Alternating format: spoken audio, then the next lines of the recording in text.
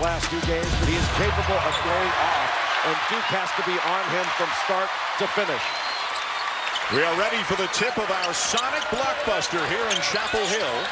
These two programs met for the first time 100 years ago. That's why you see some different looking commemorative jerseys that they are wearing today. And Leaky Black gets the Tar Heels on the board first. Leaky Black was guarded by Wendell Moore. A nice little shot fake, and was able to get that mid-range jumper down. A look at the Carolina lineup. A lot of injuries this year. Cole Anthony in his 3rd game back after knee surgery. Andrew Platek is open for a 3. And a great offensive rebound by Leaky Black. And the Glass J is going to be one of the key barometers in this game tonight. That's what North Carolina does, Dan. They are a great offensive rebounding team. They average 35% of their misses. That leads the Atlantic Coast Conference. And when the ball went inside to Armando Bacot, he was guarded by Vernon Carey. A double team came over, and Bacot very smartly passed a diagonal pass cross court to get that shot. And then blockout responsibilities became more difficult. Battle of the big guys, Bacot and Carey. Mike Krzyzewski's made a couple of changes in his lineup. Wendell Moore Jr. in his 3rd game back after a broken bone in his hand is in the starting lineup tonight, as is Jack White instead of Matthew Hurt. I think Mike Krzyzewski wanted to put a little more physicality, a little more age on the floor to start the game. And a reach-in foul on Black. Well, these are numbers that you've probably seen if you're a college basketball fan, but they're so incredible, we got to show them to you again. Last 100 meetings, 50-50, and exactly the same number of points. I'm no math major. Well, actually, I'm a math major, and those numbers, you know what, Jay? Something's got to give tonight, don't you think? It is absolutely remarkable, those numbers. Anthony in transition. The pull-up 16-footer not there, and White rips down the rebound for Duke. Anthony did a very good job defensively on Tre Jones, forcing him into a tough 2. Perry thought about the 3, now puts it on the deck and lays it in, switching hands to lay it in with the right. Just a simple little shot fake, and a Bacot beats him down the floor. Dan, we have not seen that very much from North Carolina this season. After a made field goal, able to get the ball down court and get a quick score. Good matchup at the point between Tre Jones, the sophomore, Cole Anthony, the freshman, Jack White, too strong in the corner 3. And Anthony, who's a great defensive rebounder for a guard, brings it down for the Heels. Black for 3. Rebound, Cassius Stanley. First meeting of 2 here in the regular season. They'll meet in Durham on the last Saturday of the regular season. Tre Jones calming things down for the Blue Devils. There's a side ball screen. Stanley being guarded by Platek. Look how far out Carolina's pushing Duke. Shot clock under 10. At the switch. Moore driving on Brooks. Left hand, too strong. Rebound, Bacot. A great challenge by Garrison Brooks on the switch. Well, Anthony's going to have a challenge with Jones, one of the best on-ball defenders in the country. Really, North Carolina's looking to get the ball inside first. They want to play inside out with their 2 big guys. Yeah, Brooks has had a terrific year. There he is to bank it in.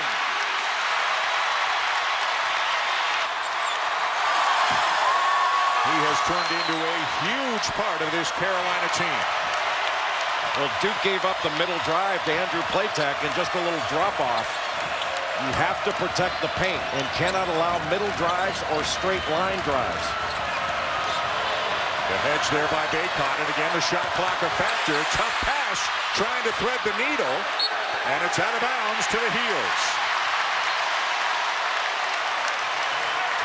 Andrew Platek with the ball on the wing after the reversal. Gets into the paint, draws Moore up to help up, and he was able to drop it off to Garrison Brooks. Just that little help allows that drop off.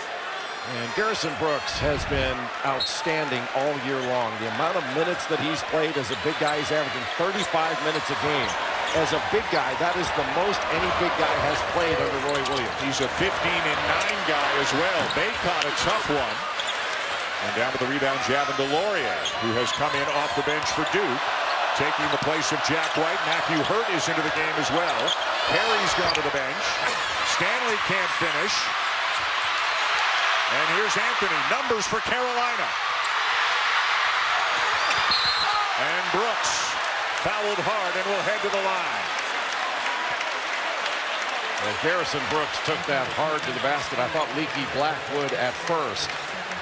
But on the last play, Armando Bacot cannot avoid contact to try to keep from getting his shot blocked. He was going against Matthew Hurt. He needs to power that ball to the basket in order to get fouled, score, or both. Jay, you're Carolina. You're 10-12. You're 3-8 in the league. You've been devastated by injuries.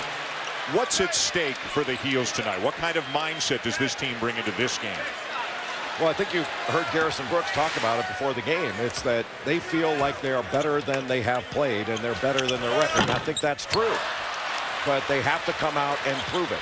And there's no better game to prove it than in the Carolina-Duke game. Jordan Goldwire, who has been starting in off the bench early in this one for Duke. Jones still going. Pull up. Short. Anthony tries to slide through a couple of defenders and draws the foul. Boy, terrific 1-2 step. Not quite the Euro to draw that foul in transition. And North Carolina has brought intensity defensively, and they are passing ahead and running the court. That's the Carolina transition that Roy Williams has wanted to see all season long. ESPN's exclusive presentation of college basketball is presented by H&R Block, with more ways to file in a consecutive game where at least one of these two teams was ranked heading into this game. Let's bring in Holly Ray. Well, guys, for North Carolina, it's a bit of an aberration this year. If you look at their record, it has been an unprecedented season with injuries. They've lost over 70 games to injury this season. And Roy Williams says, look, I understand nobody feels sorry for us. But I wake up every morning at 11 a.m. and call the athletic trainer and say, who can actually practice? I talked to Garrison Brooks about it, the only player starting tonight for the Tar Heels who's even scored against Duke. And he said, we're better than our record.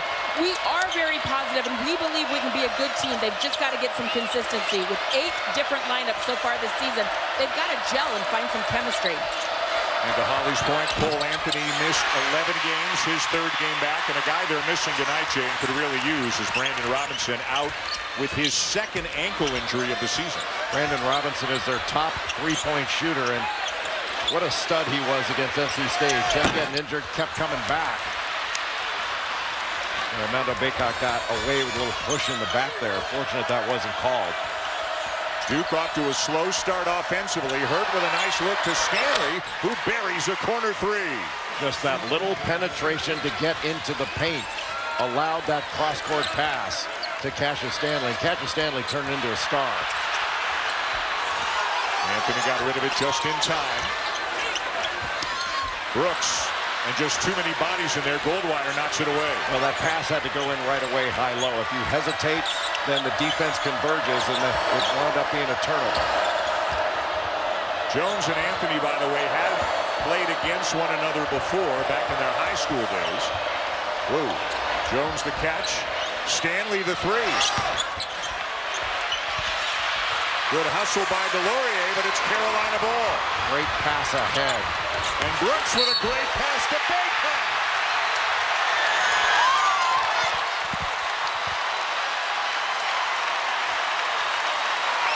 This is Carolina basketball.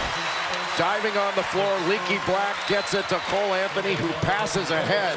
That ball never hit the floor until it went through the basket. We have not seen this kind of transition basketball in most games from North Carolina. And this game, they have started it with their defense and turned defense into offense with Armando Bacot's willingness to run and Cole Anthony's willingness to advance pass, to pass ahead. Bacot having a nice freshman season, averaging better than 10 points, 8 rebounds per game. And a Carolina staple, the tip out on the missed free throw, and they're rewarded with a bucket by Leaky Black. You have to be alert when Carolina misses a free throw. They always look to tip it back if they can't grab it. And if you're alert, you can turn that into your offense. Instead, Carolina turned it into their own. Vernon Carey back into the game for Duke. Hurt for 3. And an offensive rebound for Wendell Moore, but he lost it to Anthony. Justin Pierce, grad transfer, William and Mary into the game for the first time for the Heels. That ball needed to go inside to Bacot. He was wide open with Carey on his hip. Latek driving on her, gets it to go. What a start for Carolina. This Carolina team has not lost 12 games. I don't know where it's been, but it's here now. Anytime North Carolina's on the free throw line, you have to be aware that if they miss, they will try to tip the ball back. Can't grab it. Leaky Black tips it back. Carolina comes up with it, and then they converge on the offensive glass with a stick back. If you are alert, if Duke had been a little bit more alert, they can grab that ball and perhaps take it the other way to start their offense. But Carolina was the more alert team. Foul on Pierce's first. Joey Baker into the game for the first time for Duke. Feeds Carey inside. And you got to imagine Duke's going to try to exploit that and get the ball into the Wooden Award candidate as often as they can. Well, it was a great pass by Joey Baker because it was quick. But Vernon Carey did a terrific job of getting position. Floater Anthony, count the basket, and a foul.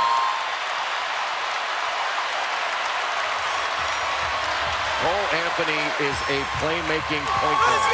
He can make plays for others, but he can really make plays for himself. We showed this on game day this morning against Florida State.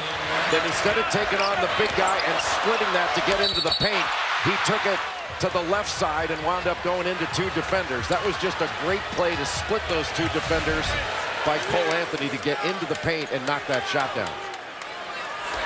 And Anthony completes the three-point play. It's a 9-point lead for the Heels.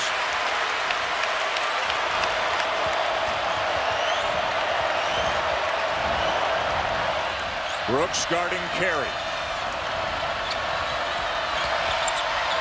Baker cut off, finds Carey, who lays in another one, and he gets fouled. Boy, what a terrific move by Vernon Carey. It was just a little step and go, almost like a backdoor. Stepped out toward half court and just went back toward the basket after Baker had picked up his dribble here. Took a little step and go. That was almost like a backdoor cut on the wing to make himself available. A really smart move by the freshman. And what a year Vernon Carey Jr. is having. 11 double-doubles, and each of them has been at least 15 points with double-figure rebounds, averaging about 18 points, 9 rebounds per game. Blocking shots, just having a great freshman season. He's just a workhorse. I mean, he's got to get the ball as much as possible, and he's coming off a 17-point, 10-rebound game against Boston College. His prior two, he averaged 26 points and 15 rebounds to be ACC Player of the Week. Bacot back in for Carolina. White back in for Duke to guard him. Duke is open contesting. They are showing their chest. Christian Keelan, grad transfer from Charleston Southern, knocks down a jumper. Coming off a good game, his last outing for Carolina, had 14 points at Florida State on Monday. Very good mid-range shooter, and he's starting to get to the mid-range more often. He needs to knock shots down. Moore elevates, leaves it short. And it's 1 and out for Duke. North Carolina not allowing any offensive boards. Keeling again.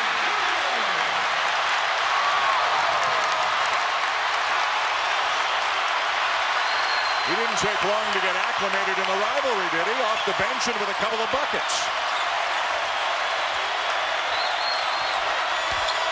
Jones off balance. Tough one will go. Boy, North Carolina is forcing Trey Jones into really tough twos, and that was a big-time play he just made there. The Heels up by 8. They have knocked down their last 5 shots. Trey Jones almost face guarding Cole Anthony, making it difficult for him to get the ball back. Latek, 7 on the shot clock. Keeling again. Why not?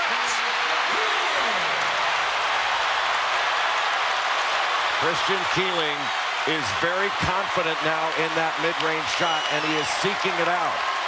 The mid-range game not dead. Boy, Bacot's got to be careful. That's not a place where he wants to get a foul. Jones the kick. Baker shot fake from the corner. Rebound Moore up and in. Wendell Moore, coming back from injury, is an important addition back into the Duke lineup. He's strong, he's athletic, and he can guard multiple positions, and additionally, he gives them another ball handler. Anthony using the screen, a little bit strong on the three. Platek with the offensive board. Long shots, long rebounds. Joey Baker didn't get a body on Platek. Here comes the double. They got to Brooks. Brooks to Keeling. The follow no good, and it's Duke ball. Anytime you are closing out to Christian Keeling, you want to close out short because he doesn't want to take the three. He's going to try to get to the mid-range. Jones probing. And again, very few second chances for Duke on the glass. Carolina has been very solid defensively. Nice pass. Brooks. The assist to Anthony, and it's back to a 10-point game. Timeout, Duke.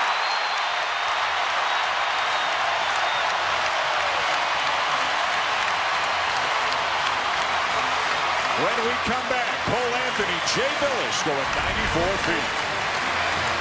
The game. He's really into it. He's almost as into it as me.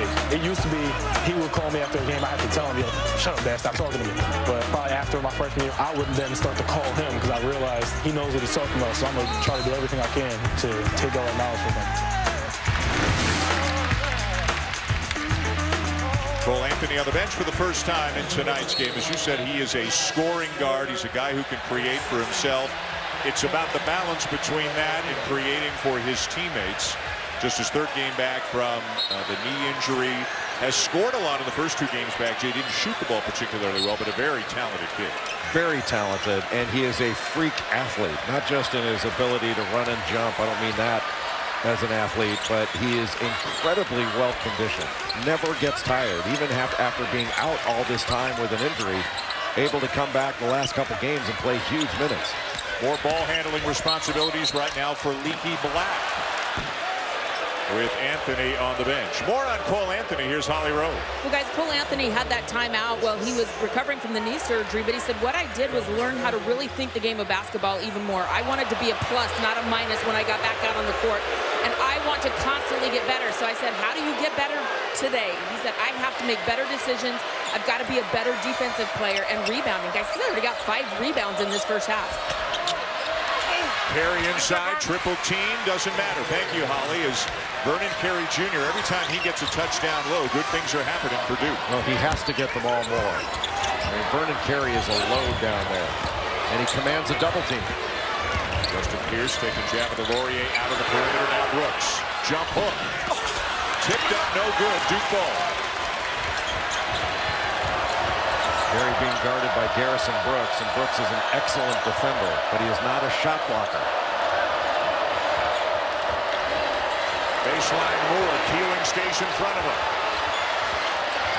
Carey with a crossover, and a foul called on Carolina. It'll be Brooks.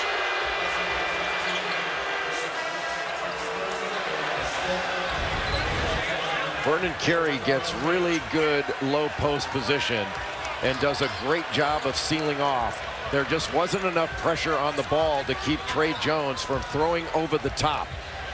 Because Garrison Brooks was essentially fronting Vernon Carey, the only way you can really keep that ball from going in there is you've got to pressure the ball, make Tre Jones turn his back so he doesn't have the vision to complete that pass. We mentioned earlier Vernon Carey Jr. is one of the late season 20 Wooden Award candidates. Tre Jones is as well. Not only is Carey on the list, I mean, he's in the conversation, I would think, Jay, for National Player of the Year. Luka Garza's having a great year.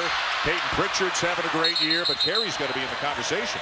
Absolutely, and another guy that I think should be right at the top of that list is Obi Toppin from Dayton. From the field, every time he's touched the ball, something good has happened for Dark Blue. The rest of the Blue Devils, 4 of 17 from the field. And North Carolina has gotten off to a very good start in this game. They are up 8-0 in fast break points. The question is, now that the game is settling in, can North Carolina sustain this effort? Not only to the end of the first half, but throughout the game. There was 1 on the shot clock when that play started. Duke doesn't get it off in time.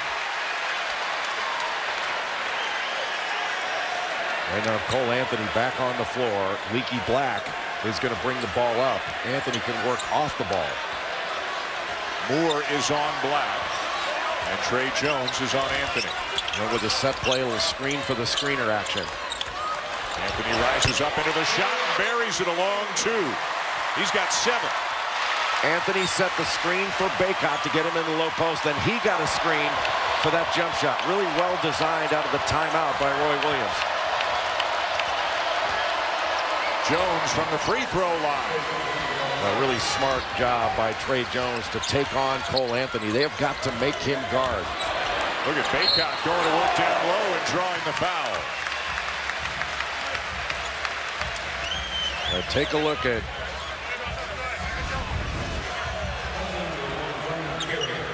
Cole Anthony right there. Now he's coming off the screen. He'd already set the screen for Bacot, coming off the screen. And that was a difficult shot because Tre Jones had locked and trailed, and he was there to put a lot of pressure on that shot. But Anthony is an outstanding scorer. They run a lot of different sets out of a box set. So they'll have 2 guys on the block, 2 guys on the elbow, and they're working primarily to get the ball inside. A lot of teams like to run, and Carolina's one of them, little on big screens. Or they're cross screens, so it puts you in a position to have to switch.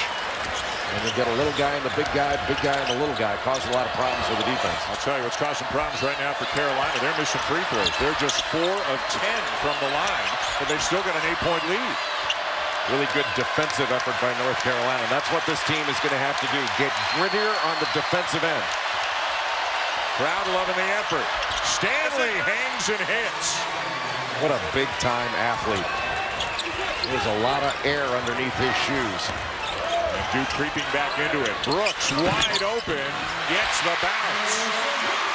Well, Carolina's done such a better job of moving the ball and moving themselves. Against Florida State, the Tar Heels stood around a lot on offense. That has not been the case in this game. And how about 9 assists on 13 made field goals for the Tar Heels? Jones again creates a little separation. Can't knock it down. And North Carolina is forcing Duke into a lot of tough shots, and a lot of them are tough twos. Great look inside. Black to Bacot.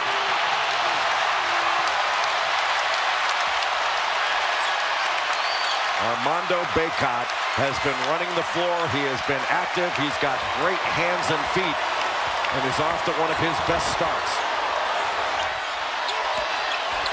Moore with a penetration, stolen by Bacot. Duke has not been as strong with the ball as North Carolina has been. Good pass. Well, Brooks wanted the ball inside, didn't get it. Keeling. And Bacot was going to the rim instead of looking for the pass. Got to shoot that. Moore right into Anthony to draw the foul.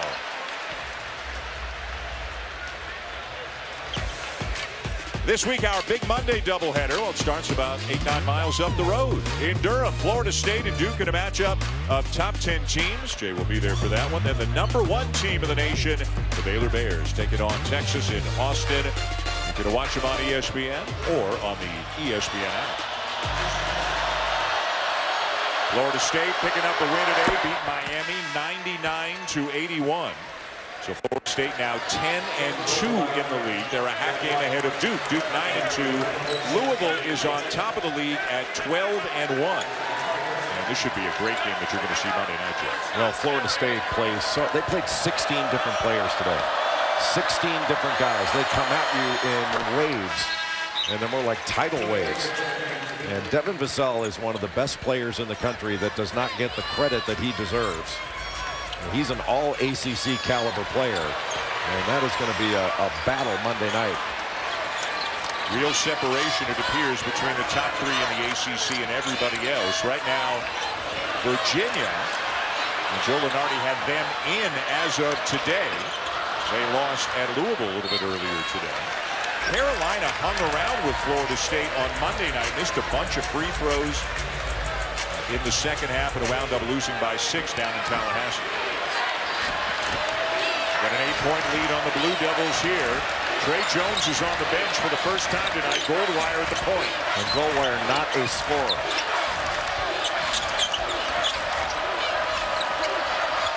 Baker. Can't get it off. Inside carry and 2 more and a foul. What a pass. Terrific angle to get the ball into the post, but it was thrown where Vernon Carey could catch it, and the defender could not get a hand on it. That's like throwing to the outside of a receiver toward the corner of the end zone. That was really well done. Just not enough pressure on the ball by Leaky Black to keep Joey Baker from throwing that ball inside. Jay's second foul on Garrison Brooks. He stays in the game. Just has to be smart. He's an experienced player. Garrison Brooks has had a fantastic year. He's been a workhorse for North Carolina. Baycott looking inside for Brooks. Good pass. The Turner take it away. What a steal by Stanley. Stanley driving on Anthony, lays it in, and Duke is back within 4. And Duke getting it off its defense. Duke has not gotten much in transition. Roy Williams telling his team to run. And again, Anthony off the ball now more than he was earlier in the game. And Goldwire is basically face guarding him, not helping off, just staying with Anthony. Play check. Tried to scoop it up and in, couldn't do it, and the Blue Devils have it. Baker, great shot fake, and then missed the jam. Well, Carolina needs to stay down on these fakes. Duke's lifting their eyebrows up, and Carolina's going with them. Turnaround, Brooks, no. Boy, a good look for a guy who will knock that down 9 times out of 10. Well, I'm surprised he faded away. He did get bumped, but instead of fading away, he should have taken that right up into the defense to get a foul on the score. Well, Stanley should drive this matchup. Looking to dish. Carey starting a little bit further out on the perimeter. Missed the jumper. The first time he has settled. He can certainly make that shot, but after one pass, think pass it back out and repost. Brooks, they're going to give him the shot. Confusion now. White talking to Goldwire and Carey about assignments. Somebody missed on Brooks there.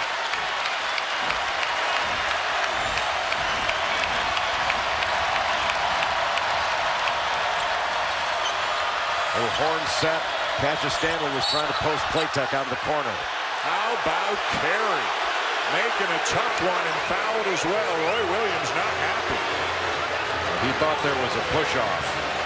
But Vernon Carey has been the go-to guy for this Blue Devil team. Instead of passing it. Auburn, think about the scene at Indiana today. Think about Villanova and Seton Hall today. Every single night, it's a great game. Seth Greenberg is a walking, talking promo department right now. He previewed the Jeep halftime report all by himself. And a moment, I don't know about you, Jay, I never thought we'd see Bob Knight walk back into Assembly Hall, and he was there today for the 40th anniversary honoring the Big Ten champs of 1980. Well, it was an amazing scene and a great day for Bob Knight, a great day for his players at Indiana, and a fabulous day for Indiana basketball. A 1-2-2 3/4 court pressure for Duke, trying to give some different looks to North Carolina. Platek turns it over in the corner. Duke with numbers.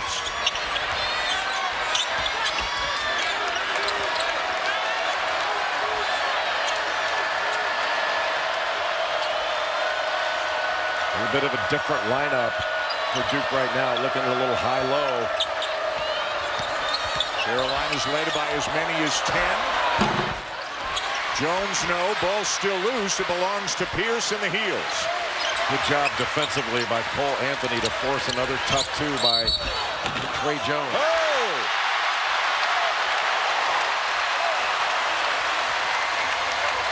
Anthony! He really long-stepped that one, didn't he? And that a really good call because Javin DeLaurier just slid right in there. But Cole Anthony smart enough and savvy enough to get that ball up off the rim, not only to draw a couple of free throws, but the chance to make the shot, and he made it. That's a big-time play by Cole Anthony. And getting the crowd all fired up in the aftermath of that. And Carolina needed that. They'd had a few empty possessions. And it looks like now, with just a couple of minutes left in the half, that Roy Williams won't risk it. Brooks and his 2 fouls are on the bench, and they'll go with Bacot and Pierce up front. Ball needs to go into Vernon Carey. They're going to run a high horn set. 2 guys in the corners, 2 guys up top. Very smart to isolate Carey in the low post. Bacot had to just grab him. He just dove from the top. They ran it higher, above the top of the key, and that gave him a lot of room, Vernon Carey, to dive down in the low post. And he was able to get Bacot on his hip. Bacot had to grab him to keep him from getting the ball and scoring easily. Number 2 on Bacot, so now he's got to be careful. And now Roy Williams doesn't want to risk it. Bacot is out, and seldom used Walker Miller is going to get a couple of minutes of action here at the end of the first half. North Carolina basically needs to use clock every time down just to get to halftime. Tonight, NBA Saturday prime time. The Lakers are in San Francisco to take on Draymond Green and the Warriors. Our coverage tips with The Jump at 8 o'clock Eastern time on ABC and also on the ESPN app. Boy, this is a big minute 51 for Carolina, isn't it? Pierce, Miller, Platek, Keeling, and Anthony.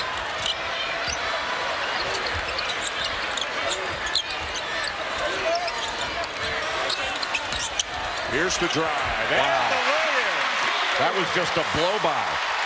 He just blew right by Joey Baker, got all the way to the rim, and Walker Miller was able to shield out Vernon Carey. What a big play. Carey double-teamed at the other end, swings it. Stanley for 3. Keeling with a rebound. Brooks, Bacot, and Black all on the bench with 2 fouls in this patchwork Carolina lineup trying to navigate its way through the last 2 minutes. Pierce doing a pretty good job. What a couple of moments for Justin Pierce. Justin Pierce scored 3 points against Florida State, went 1 of 7.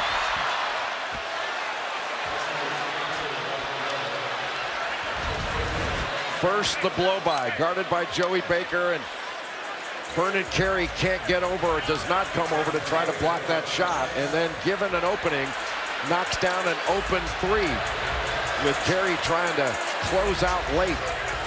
5 quick points when he only had 3 points, 1 of 7 against Florida State. And it is shaking in the student section here at the Smith Center. Foul on Walker Miller sends Carey to the line.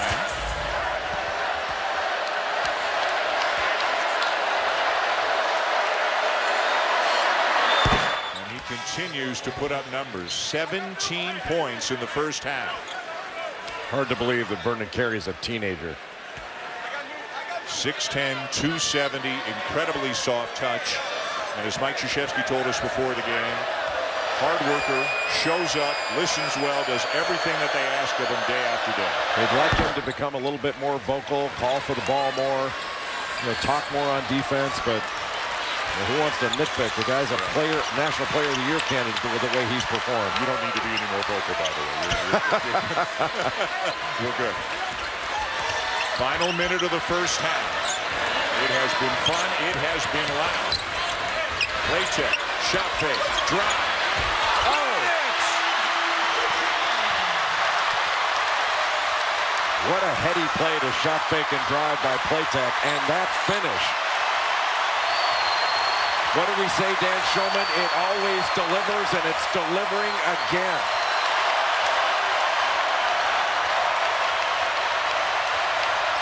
Here comes the scramble. Quick track. 6 seconds. Goldwire lost it. And the first half comes to a close with the underdog Tar Heels leading Duke by 9. A couple of freshmen leading the way for their respective teams. What a 20 minutes here in Chapel Hill. And we're ready for the start of the second half of our Sonic blockbuster. And right away, Jay, we see 2 guys starting the second half for Duke who did not start the game. Matthew Hurt is on the floor, as is Joey Baker. That provides a little bit more shooting, a little bit more offense, try to spread the floor. Black got himself in trouble and turns it over. 59% field goal percentage for Carolina in the first half, the best they've had in the first half of any game this season. Knocked it out of bounds by Leaky Black. Armando Bacot, the freshman, is guarding fellow freshman Vernon Carey. One thing that Bacot cannot do is he can't get in a wrestling match down low with Carey because Carey can lock him down. What he needs to do is move his feet, break contact, try to get around in front, and discourage passes from coming in there. Remember, Bacot's got 2. Brooks has 2. Leaky Black has 2 for Carolina. Stanley, good defense by Platek, and Stanley just elevates over the top. The big-time play by Cassius Stanley, who is emerging as a truly outstanding player. Jones takes it away from Anthony and then lays it in. Jones went looking for the contact as well. Good no call there, but it is a bucket, and all of a sudden, Duke back within 5. Talk about offense-initiated contact. Bacot and a block. The call on Vernon Carey. Anytime you show the ball to Tre Jones, you are subject to getting it taken away. And Cole Anthony puts it right in front of Jones. He took it away. And then look at, he goes right into Cole Anthony to knock him away so he can put that layup in. Just a terrific defensive play by one of the best defenders in the country, Tre Jones. Second foul on Carey sends Bacot to the line. Bacot playing very well tonight. So many freshmen in this game. What do you remember about the first Duke-Carolina game that you played in? Not so much the score and what happened, but your feelings. Was there anxiety going into the game? What was it like? Guarding Sam Perkins and Brad Daugherty, there was anxiety, yes. I remember leaning in for a free throw blockout and Brad Daugherty leaning next to me and going, "I'm going to beat you like a dog." And all I could wonder is, I wonder what kind of dog he has. Hurt couldn't get the shot off. Stanley will. Out of bounds, it'll be Carolina ball. Interesting when we talked to the 2 coaches during the day, Roy Williams at their shoot-around earlier this afternoon, Mike Krzyzewski before the game, about whether or not they talk to their players about this rivalry and how it is different. Roy Williams said no, not really, and Mike Krzyzewski said yes, that the coaching staff does talk to them a little bit about the environment in which they're going to play here today. Well, you have to process that environment. I think Roy Williams was referring to he doesn't have to do anything motivational because everybody else does it for him in this thing. Look at Bacot. He's playing hard, but couldn't finish. Has to go up stronger. He was going against Joey Baker, who is in great position, but he's got to be stronger. Brooks with a steal. Ahead to Black.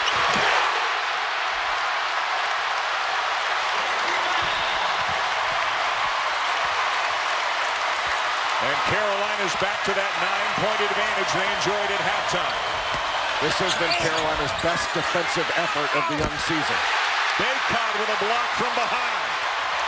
Heels in transition. And Bacot is fouled. Much better job by Armando Bacot, not just of running the floor, which he has done a good part of this game, but he sought out the contact there to get the foul.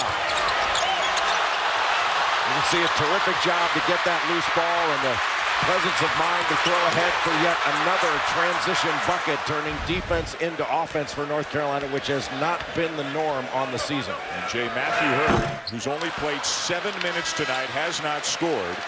Just picked up his 4th foul. He goes to the bench, and Javin DeLaurier takes his place. And Carolina just missed, what, their 7th free throw of the basketball game? They've got to knock free throws down. You cannot afford to be 50% from the line in this game. Carolina, as you know, decimated by injuries this year, under 500, near the bottom of the ACC. But looking for a huge win here against Duke. If nothing else, just to try to make them feel better about themselves heading down the stretch. Carey spins, lost it, out of bounds, Carolina ball.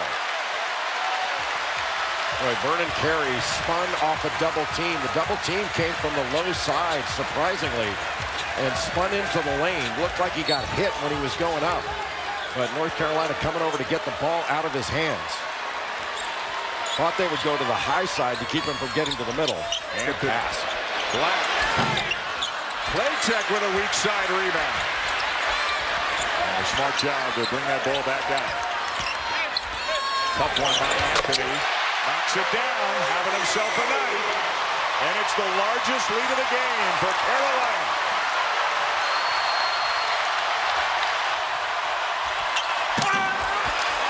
Stanley slams it down to the other end.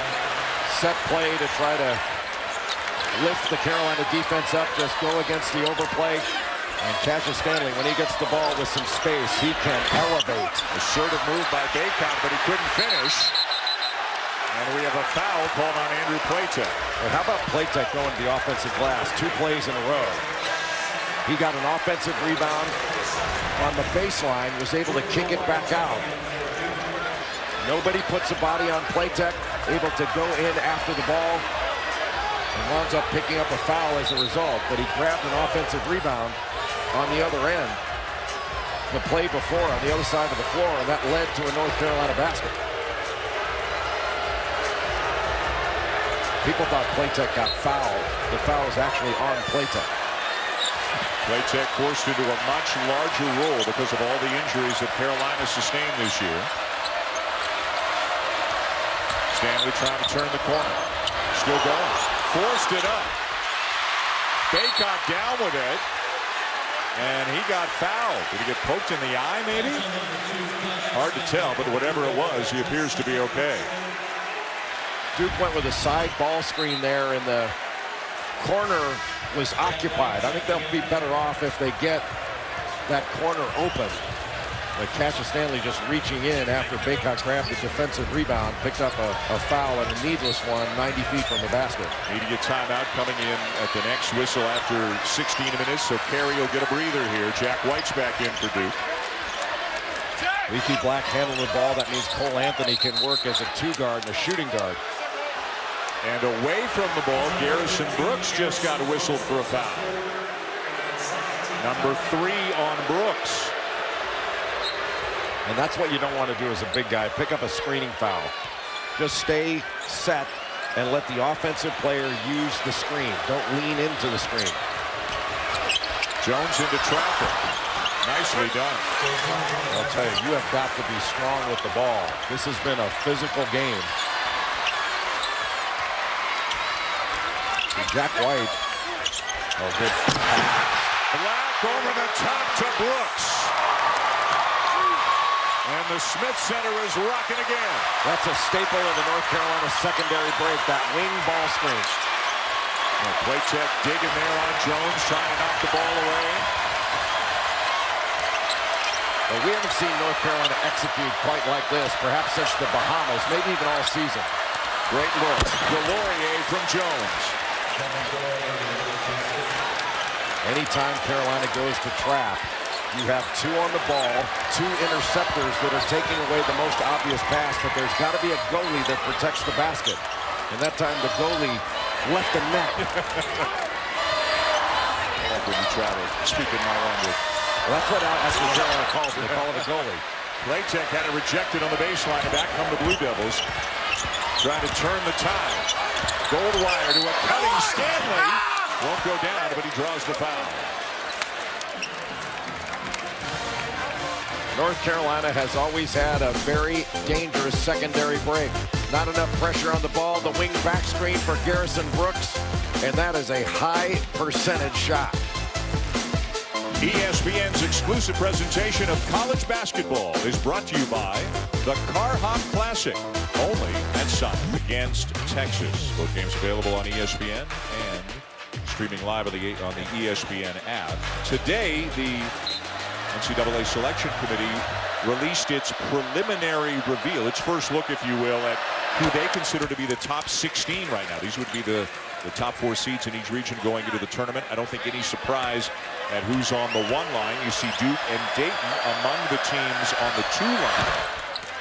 And then the ACC has another team highly thought of in Florida State as a 3 seed. Seton Hall got a big win over Villanova today. Any thoughts about how the top 16 flowed today? No quarrel with it. I thought a good job by the committee to put that out. I thought that West Virginia was a little bit high, and that was before the loss today. Good job by Garrison Brooks of getting really good position down under the basket And Vernon Carey not happy with that call. That's his third foul. And you can't. Ted Valentine is not going to listen to a freshman. He's got his arms wrapped around Garrison Brooks. There's no question that was a foul.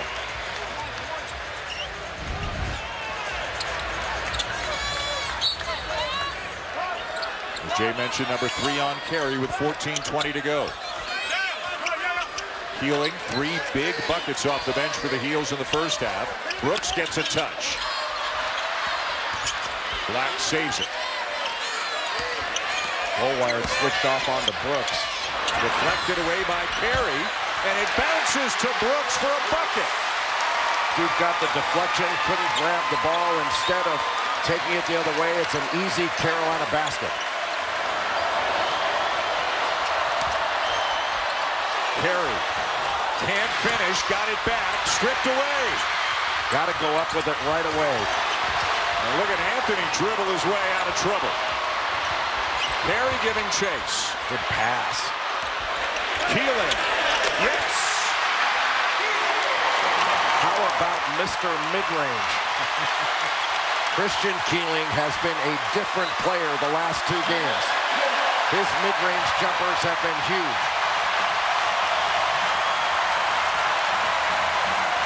They say it always delivers. Whoever came up with that was a genius.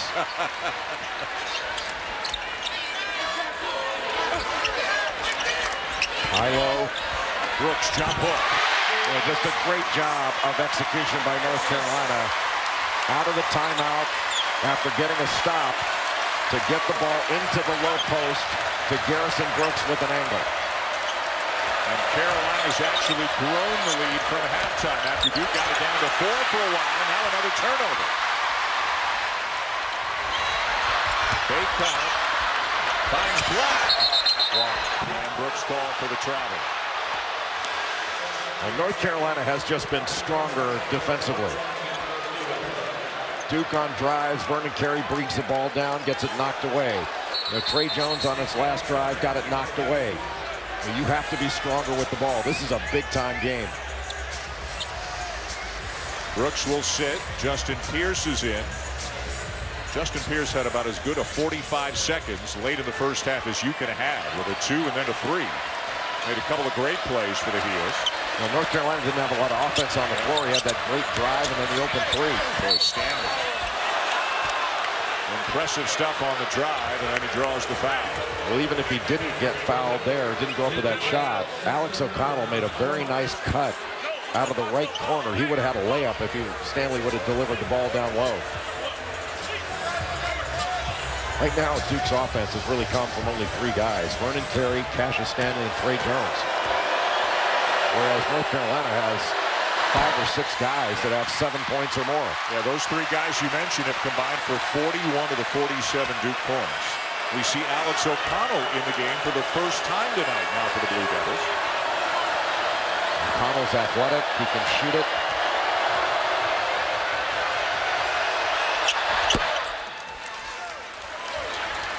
I remember you talking about sometimes in warm-ups, your adrenaline's going so much for this game that sometimes you're somewhat exhausted after the layup line because your heart's beating so quick. You can wear yourself out. The building's hotter, the air's heavier. Tipped away by Black. Well, you have to see the defense before you pass it to the offense. 3-on-1. Keeling, no, it's an offensive foul.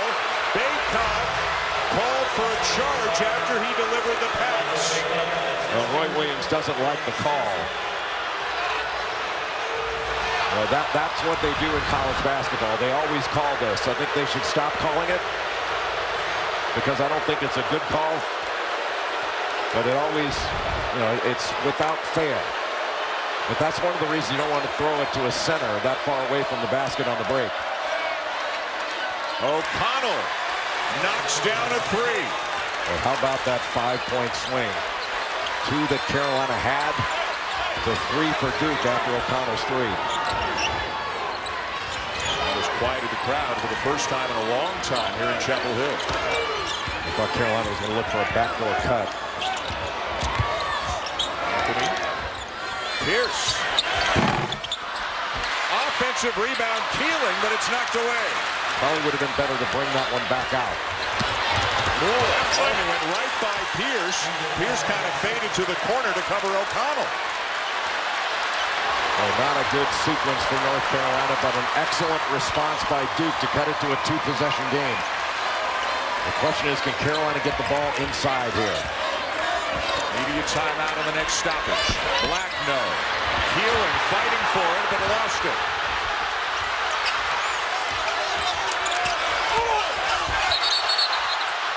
And it's going against Duke. Moore called for the charge. Oklahoma State. Jay and Dan, back to you guys. Allison, thank you. Baylor taking on Texas Monday night in the second game of the big Monday doubleheader. You'll see Duke in the first game as they host Florida State. Duke getting all that they can handle right now from North Carolina. The Heels have led by as many as 12, up by 6 right now. Anthony, the kick. Black to Keeling. Rattles home a 3. What a night he's having.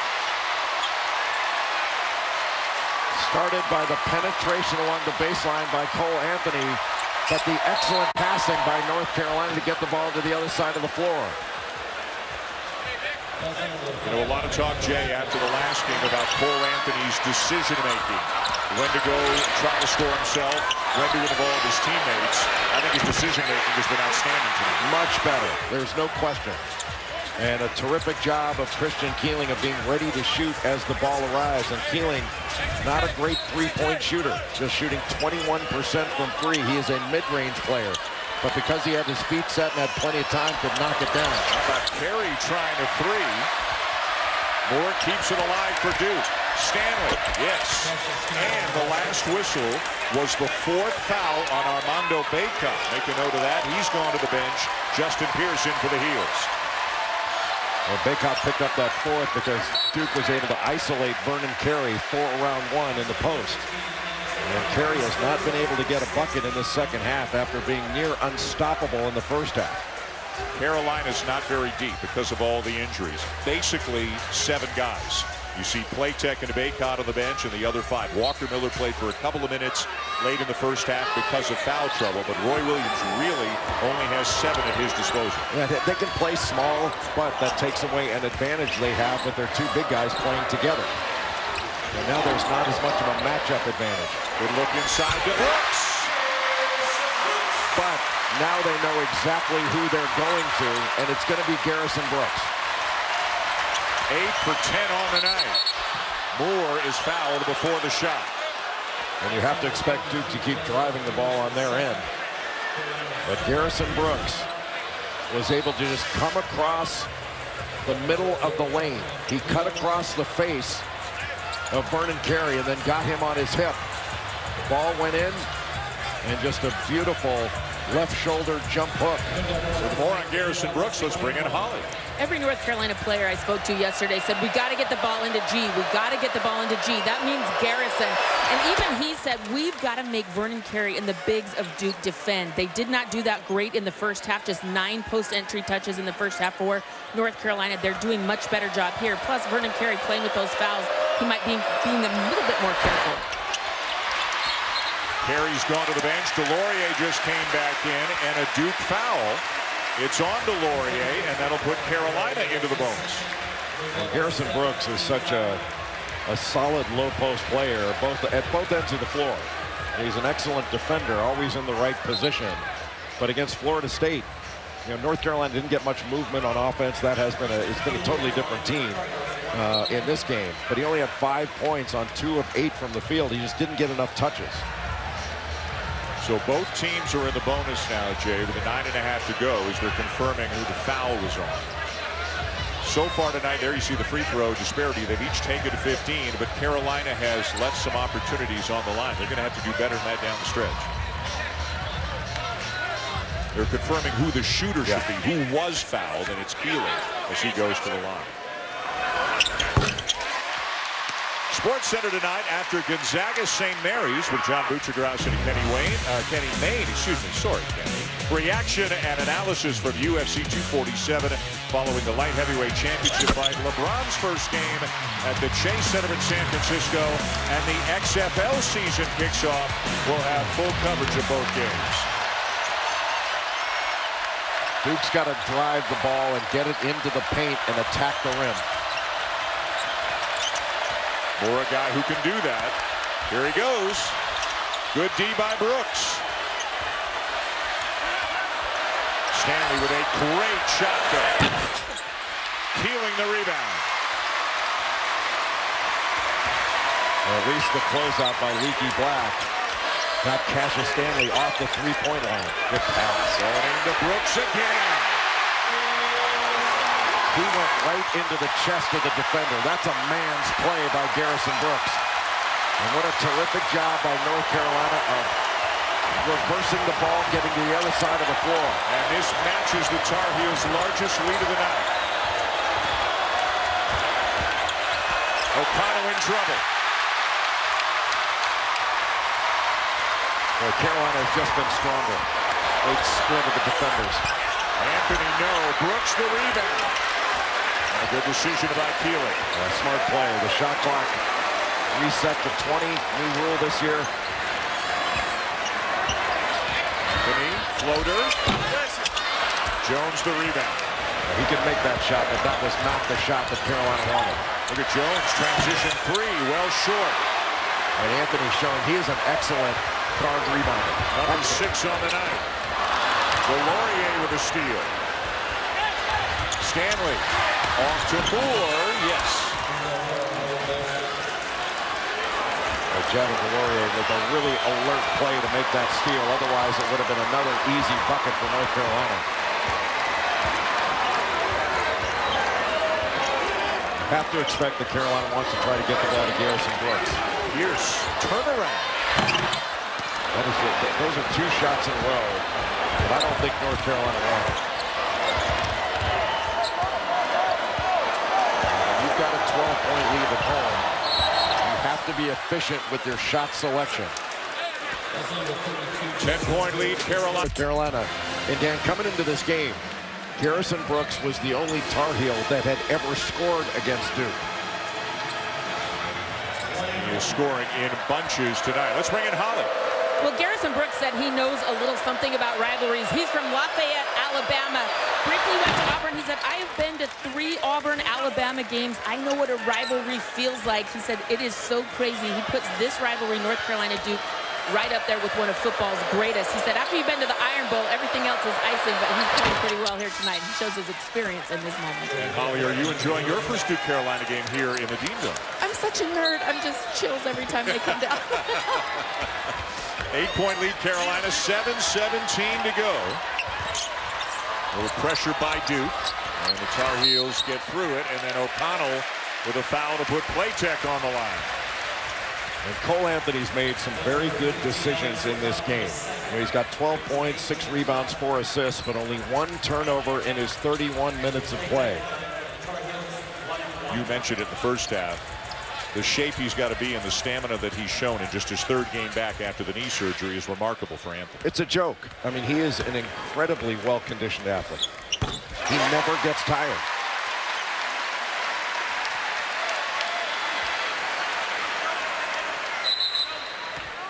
Stanley coming back in for the Blue Devils. O'Connell will sit. Duke has to figure out a way to run an action to get the ball inside to Vernon Carey. They have got to reestablish him going down the stretch. Carey has not scored in the second half after putting up 18 points in the first half. Now you give a lot of credit to Garrison Brooks, because right now it is mano a mano. Brooks, the more experienced player, and an excellent defender. Brooks plays Carey before he gets the ball, not after.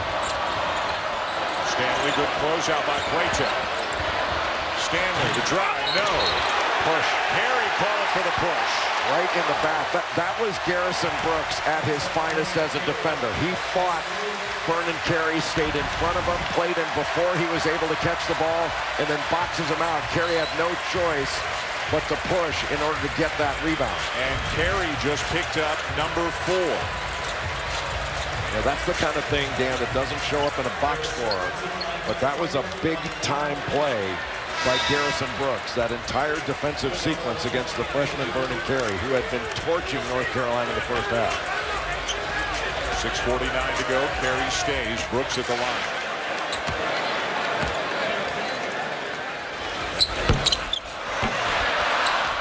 Carey down with the rebound. Again, Carolina's been hit and miss at the line tonight. Good D by Anthony. Great job staying in front. Another good defender, Leaky Black, got blown by. How about Goldwire laying it in? Goldwire is such a great athlete. His first points of the night. Carolina's going to get trapped here. Anthony, good look. Wow. That's one way to break the pressure, isn't it? And give Leaky Black a lot of credit. He set that up. Carey pulling his way in. Carolina ball. Well, give credit to Andrew Platek coming over from the weak side to knock that ball away. And Vernon Carey, after getting it knocked away, is limping. Carey had inside position to be able to score on Garrison Brooks. And Andrew Platek came over from the weak side to low side and was able to knock that away. So Carey sits, Delorier's back in. North Carolina has been a different team in this game. A 2-3 zone by Duke now. Two excellent defenders up top in Goldwire and Jones. Cannot pick up your dribble.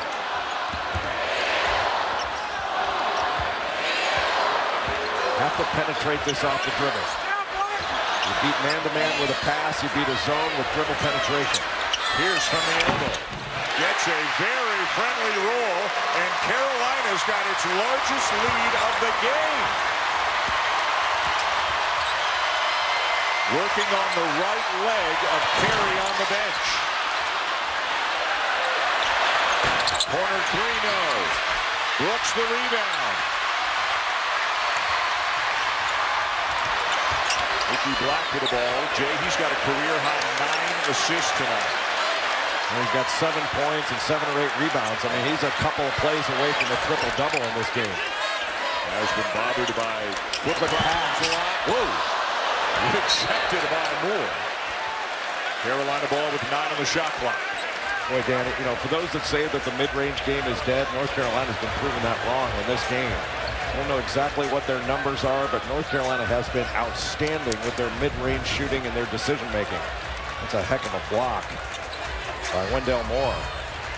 Basket saving. Well, from the moment this game began, Carolina's been playing almost like their lives depended on it. Their season depended on it. They have played incredibly hard, and here comes Carey back into the game for Duke. Well, this is what we've talked about all season long with North Carolina. They're better than they've been playing. They needed to do it harder, do it better, and do it more consistently. And they have done that to this point in the game. That's a tough job. Anthony, we haven't seen many of those. Pierce runs it down, and it got the rim, so they've got 20 more seconds to work with. And Justin Pierce is a very good offensive rebounder. The third leading offensive rebounder on this Carolina team. Moore takes it away from Black. And Leaky Black called for the foul, number 4.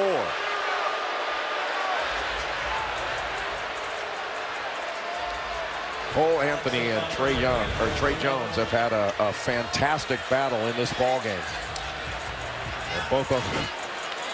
Jones trying to defend an excellent offensive player, and Anthony perhaps taking the battle a little too far on that one play. He's made great decisions, but that was not a great shot.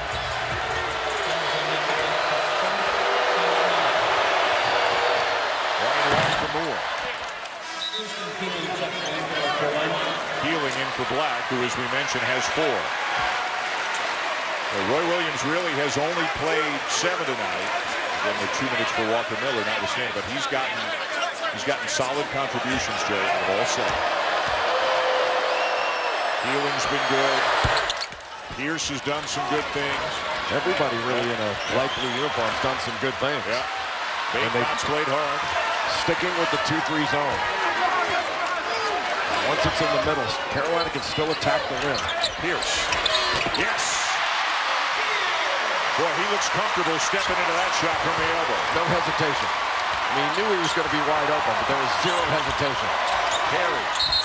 Play check into help, and it's on Carey. And Carey's done.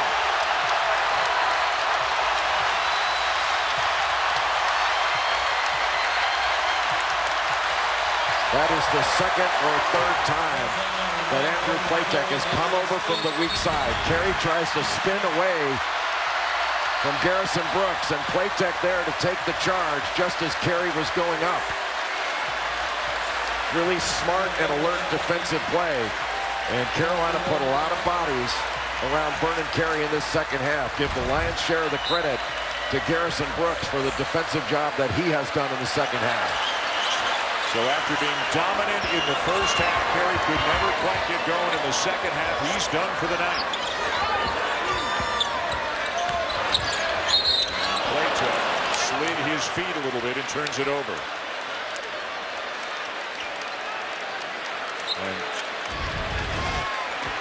And this is something you don't see every day. After he fouled out, Vernon Carey Jr. goes over to shake the hand of Roy Williams. Stanley. And he's fouled. Well, he looks like he can get fouled just about any time he puts the ball on the deck. Carey's out. Less than 4 to go. Heels by 13.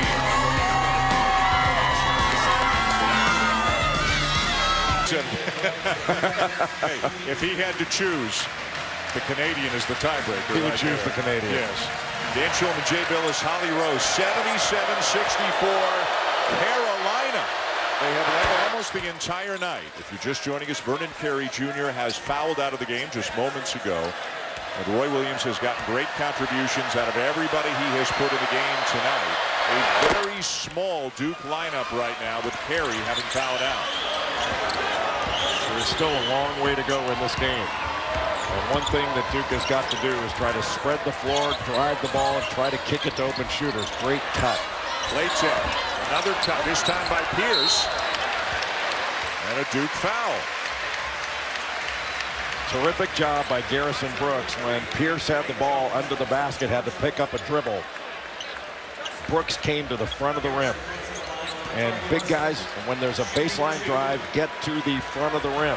He did that, and he winds up going to the free throw line as a result. Which is about the only thing he has not done well tonight, and that continues. Brooks just 59% on the season. Roy Williams would take the odd make here and there. Brooks is 0 for 4 tonight. I can't think of a player in the ACC that's been more reliable, though. I'm not talking from the free throw line, but in everything else than Garrison Brooks this year. Baker with a 3. Duke back within 8. Still a lot of time.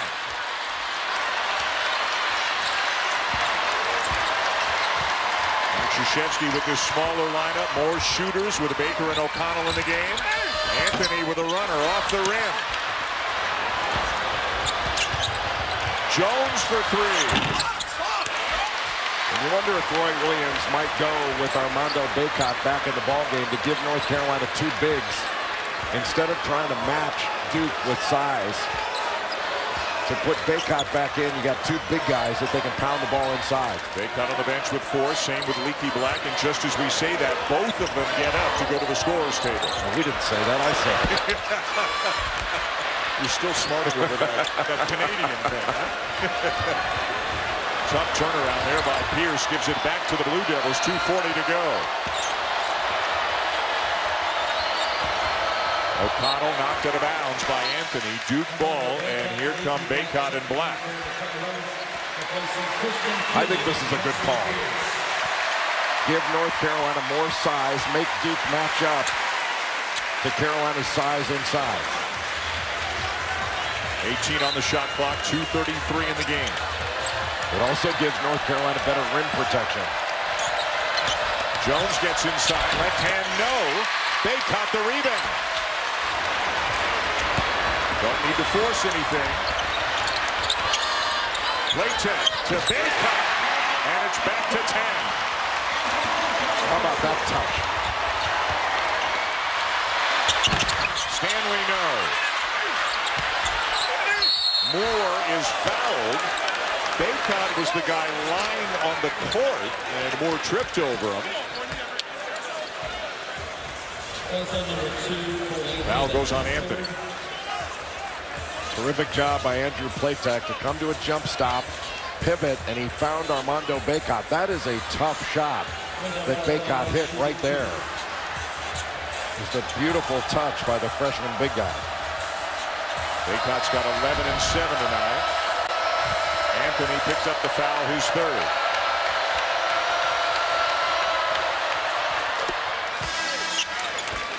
Two shots the rest of the way for both teams. And it looks like Mike Krzyzewski's going to start subbing a little offense-defense. Goldwire will check in for Moore if Moore makes the second free throw. There are still a lot of possessions left in this ballgame with 2:06 to go.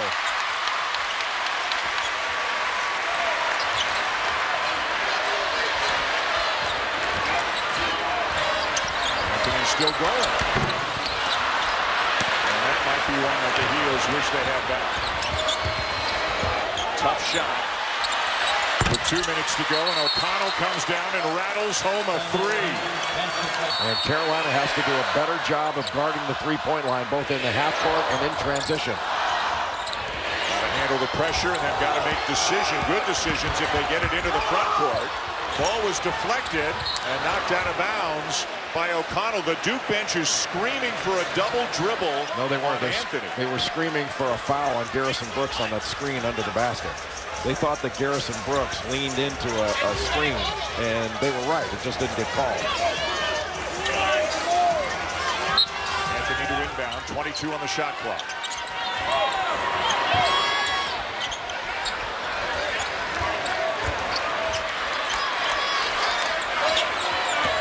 Black guarded by Goldwire. Nice kick. Platek. Knocked away. Platek gets it back. Still got time. Steal nearly by Goldwire.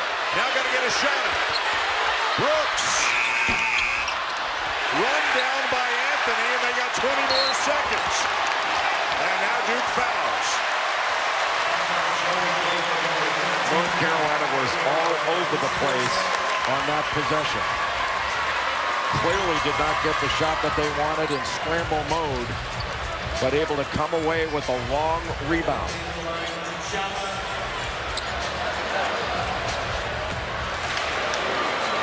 71% on the season from the line. North Carolina's missed 10 free throws in this game, now 11.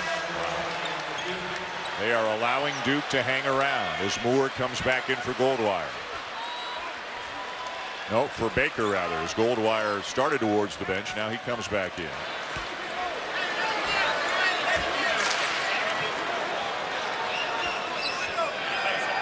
Remember, Carolina likes to tip it out if they miss. Roy Williams will use a timeout.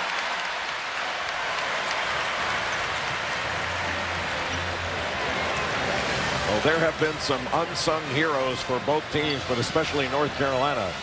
Christian Keeling has been one, and Justin Pierce has been another. At the end of the first half, with a bit of an odd lineup for North Carolina. Pierce has a great drive, then knocks down the three for 5 huge points to end the half. And in the second half against the zone right in the middle, without hesitation, catching it, turning, and shooting. Huge offensive rebound that he grabbed. And North Carolina has had a number of different players step forward, whether it's been Leaky Black, Justin Pierce, Christian Keeling, in addition to the expected players like Garrison Brooks, Cole Anthony, and Armando Bacot. And some big plays also by Andrew Platek, both defensively on the glass. And that's what North Carolina's going to need in order to win in the ACC and win a game like this. And Leaky Black's got 9 assists and 7 rebounds to go with those 7 points. A minute 11 to go. Duke ball.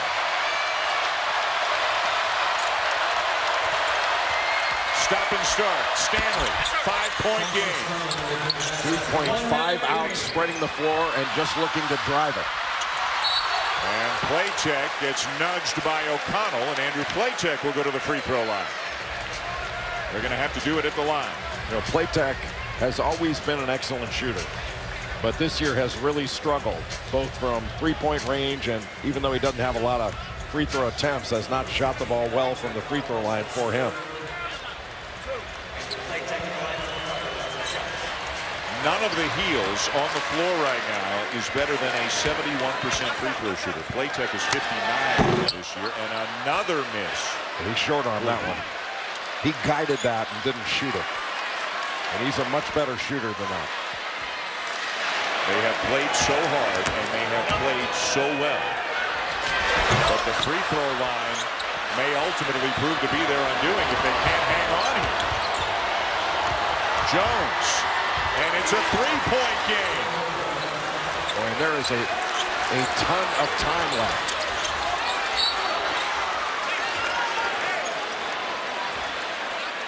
Leaky Black, who shoots under 70% from the free throw line, going to head the other way. Carolina has to get at least one here to make it a two-possession game. Easy score at this end by Jones. It's a smart play. Get it to the rim. I mean, Duke is spreading out North Carolina and isolating them as defenders and then driving it. Black's, I'm sorry. Well, the Heels don't want to foul. Black 68% on the season.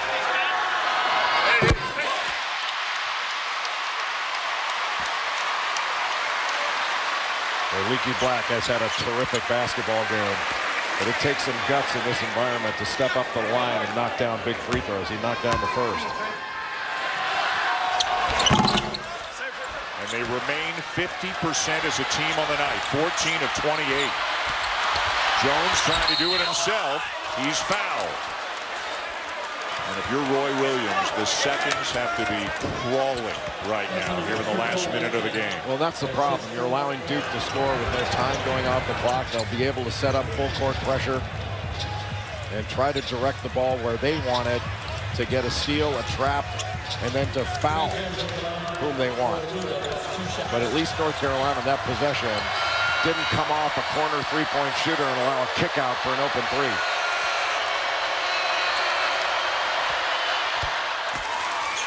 Jones knocks down the first. The foul on Anthony, his fourth. And Trey Jones, a clutch free throw shooter down the stretch.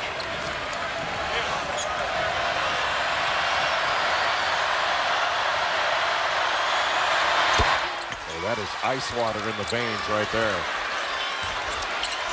Into the hands of Anthony. They're going to play it out. No need to foul. Got it back within one possession. Got a 10-second difference.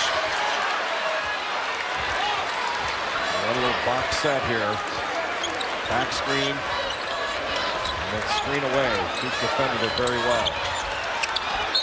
Anthony fouled by Jones and earns a trip to the line. Well, Duke defended that action very well. Platek went a little early on the screen to set that little diagonal up screen. But Cole Anthony just creating something along the baseline in order to go to the free throw line.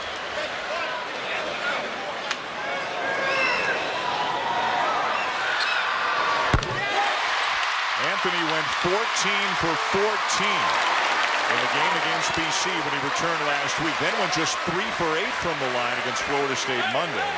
But I think if you're Roy Williams and you had to pick who you wanted the line right now, it's Anthony or Leaky Black. This goes in. I think North Carolina should bring some full court pressure, try to slow the advance.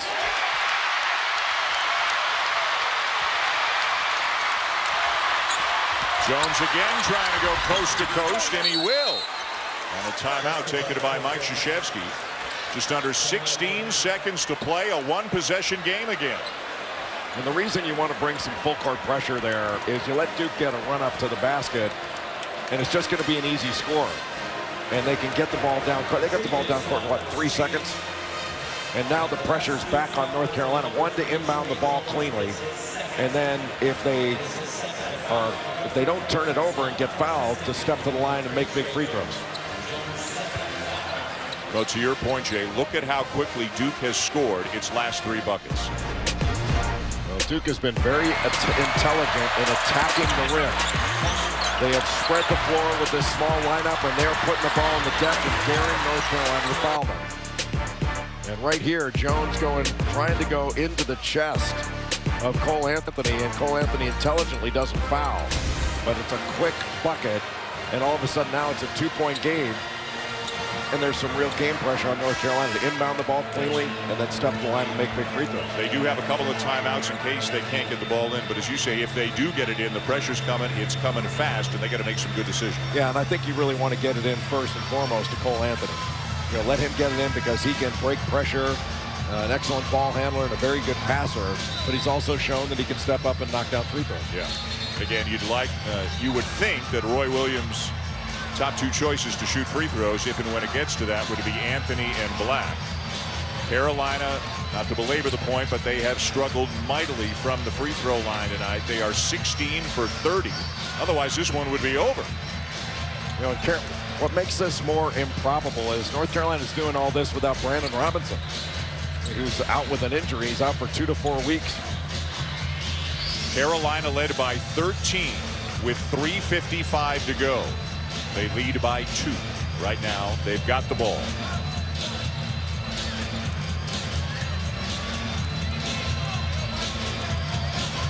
This is all about setting a good screen and running the ball into your hands. They've got 2 defenders on Anthony right now. Nobody on the ball, but they get it into Anthony. Lost it. Stanley inside, blocked by Brooks. And we got a foul against the Blue Devils. What a sequence that was. Anthony splitting 2 defenders, and the ball got knocked away. But the basket-saving and maybe game-saving play was made by Garrison Brooks. Yet again, splitting the defenders. Wendell Moore knocks it away, but watch Garrison Brooks here. Wipes that shot away from Cassius Stanley. What an amazing sequence as this game comes to a close, and a big-time play by an outstanding leader, an outstanding player in Garrison Brooks. Andrew Platek will be at the line for Carolina. Remember the last 2 free throws. Both were considerably short. He's got to make both here to make it a 2-possession game.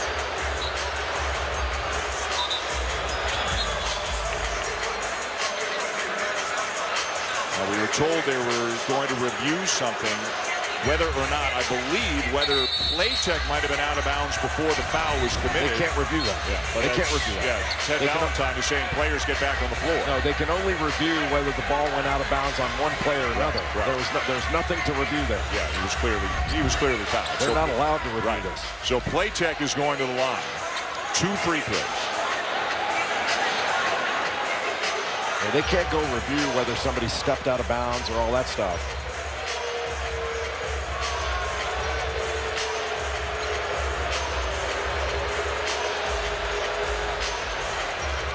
I don't believe that they're allowed to do this. If they were looking at whether he was out of bounds before the foul, that's a judgment call that is not reviewable. Whatever they were looking at, it has not had an impact. There's been no change in the call, and Platek is at the line for 2.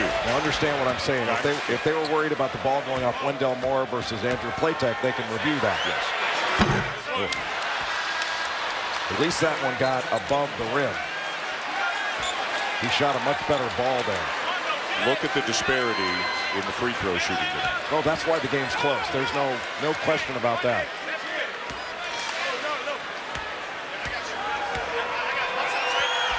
The question is, does Roy Williams foul here? And remember, earlier this season against Clemson, he forgot to tell his team to foul up 3 in a similar situation. He's not going to forget this time. No, so you got to believe he's going to want them to. You got to believe he's going to tell them to. The question is, who do you foul with how much time left? How do you execute? You don't care. When the ball gets across half court, you want to try to slow the advance if you can, turn the ball handler. But once it gets across half court, you want to foul before anyone can get into a shooting motion. You know, under 5 seconds is the general rule as to when you would like to foul. Yeah. So you don't care who you foul. It's taking away a 3. You're not worried about the free throws. You're worried about a 3. You know, we talked about it off the top of the show. Both teams can be doing great. One can be struggling.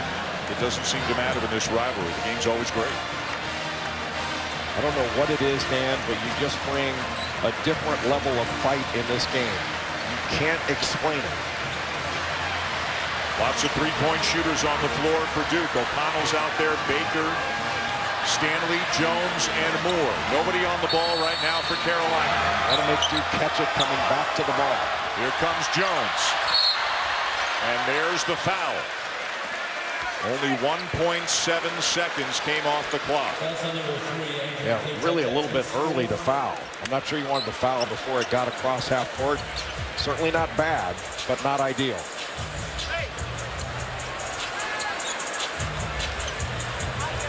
Now the question for Duke is, if they make the first one, what do you do on the second free throw? The rebounders are coming in. The big guys are coming in. The shooters are going to go to the bench, it looks like.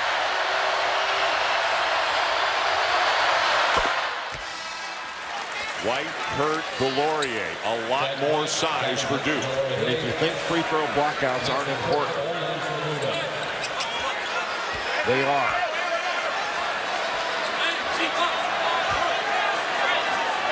Everybody's standing in this building right now. And you have to be alert for tipping the ball back out as well.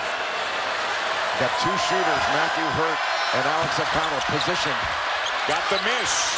Jones, can he get a shot off? Yes! Jones knocks it down to tie the game as the horn sounds. Just amazing. The question is, did he get it off in time? It looked like he did.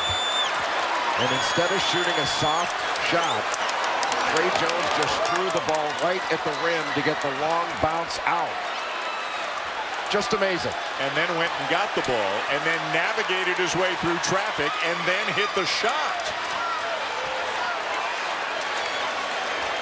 You saw Matthew Hurt and Alex O'Connell positioned as shooters at the Limbers again.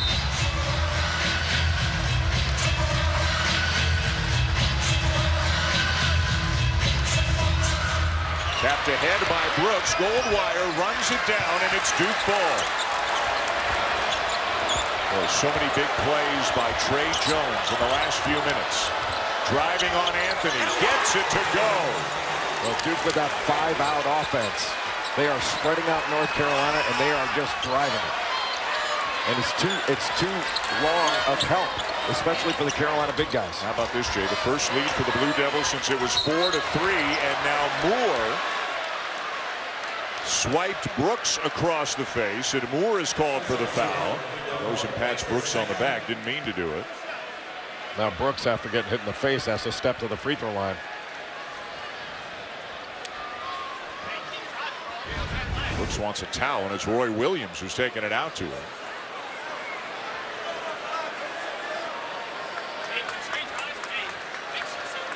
And will Brooks be okay to shoot these free throws? Got poked right in the eye, it looked like.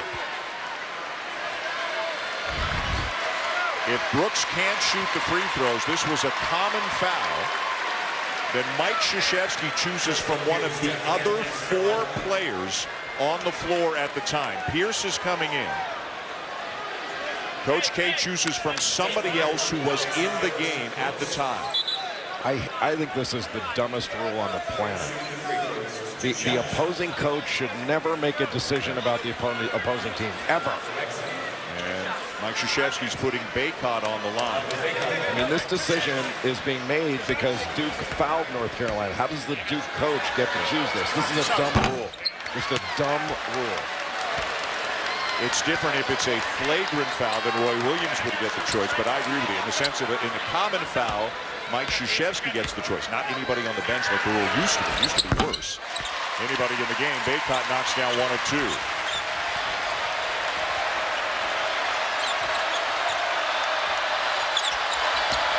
Boy, Jones is just in takeover mode right now, isn't he? He is a big-time player, and it has been mano-a-mano with Cole Anthony. But it's been the smaller lineup at Duke that's been able to spread out North Carolina on the defensive end. The screen for the screener action, Duke switching it. Jones with a steal. And a foul. It's Leaky Black, and he has fouled out of the game. Jones not getting up yet. What a night for Leaky Black. Meanwhile, there are other issues for Carolina. Let's go to Holly. Well, guys, they have just sent people back to the locker room to try to get Keeling to come out. Keeling was taken to the locker room just after we went to overtime. He has not returned. Garrison Brooks just went back to get his eyes checked. And so now they've got to get someone back out on this court. Here comes Keeling. They've got him back out because of that foul out. They've got to have another player in the game. So Black is out. Keeling's coming back in. Brooks has gone to the locker room. And Roy Williams is just trying to find 5 healthy, eligible players to put in the game.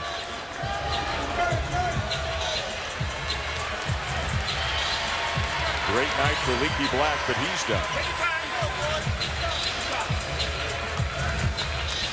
How about Trey Jones the last few minutes? He's a winner, just a winner. 23 points, 6 assists tonight for Jones.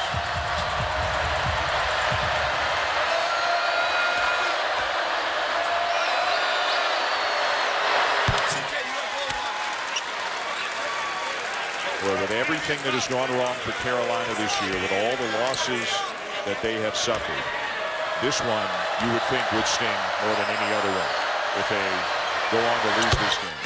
Given how well they played for, take your choice, 36, 37 minutes. But now it's Duke, with Jones having scored the Blue Devils' last 15 points. Lay in by Anthony, 3-point game. A terrific drive by Cole Anthony and an answer for North Carolina to get it to a 1-possession game. But it's really about getting a stop. Jones again, not this time.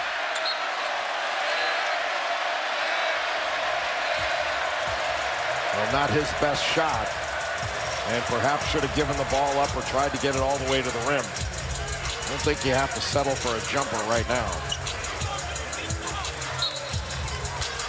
Incredibly small lineup for Duke, with Carey having fouled out some of the other bigger guys on the bench. Relatively small lineup for North Carolina with Garrison Brooks out. They didn't poke in the eye. And it goes for Anthony to bring him back within 1. How about this battle between Cole Anthony and Trey Jones? Moore into the chest of Bacot, who has fouled out of the game. And now what does Roy Williams do? Well, that was offense-initiated contact, but I thought Bacot might have pulled his arm down a little bit. Armando Bacot has had a terrific effort. Now, he went right into him. Just a smart play by Wendell Moore. But Bacot also had his left arm on his back, which could have been the reason that the call was made. So Bacot out. Brooks injured. Leaky Black out. And Walker Miller is back into the game. Played 2 minutes at the end of the first half because of foul trouble on the other bigs then. We're talking about a makeshift lineup for North Carolina. Walker Miller's older brother, Wes, is the head basketball coach at UNC Greensboro. And Brooks emerges from the locker room. Can he return? He's talking to Roy Williams right now. And he's going to the scorer's table. Platek left alone, ties the game. A terrific jump stop. What a game. Both teams showing so much fight. Stanley spins.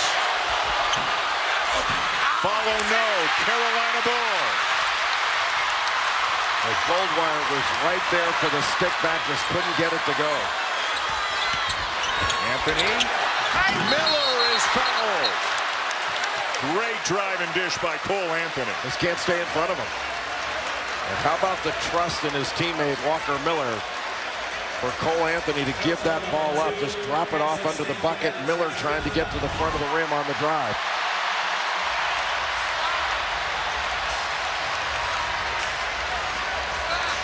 Cassius Stanley has fouled out of the game. Joey Baker back in, and Walker Miller will go to the line for just the 3rd time this season. But he's not missed yet. These are the biggest ones. He's a 100% shooter on the season. You think he ever expected to be in this situation in this game tonight?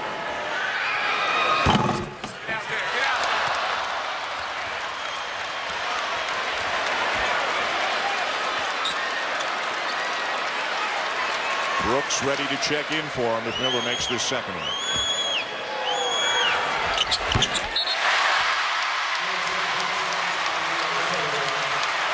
Well, how about Carolina fighting back to take the lead? We're down by 5 here in overtime.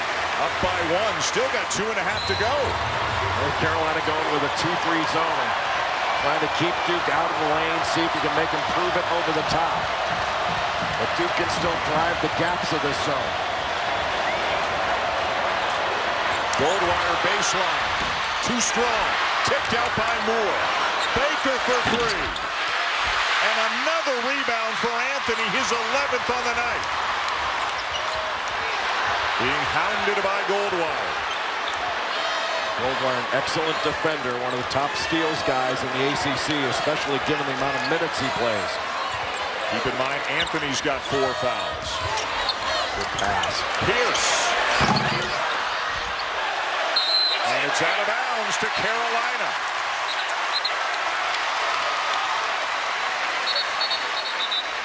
Yeah, they're going to take a look at this to see whether the ball went off of Carolina or Duke. O'Connell was complaining long and loud that it was off of Carolina. Well, it's good to complain because at worst you get a rest. I think it's going to be off O'Connell. Yeah, I think so too. I mean, Playtech made contact with it, but you can see it's still on O'Connell's palm long after that. What a night.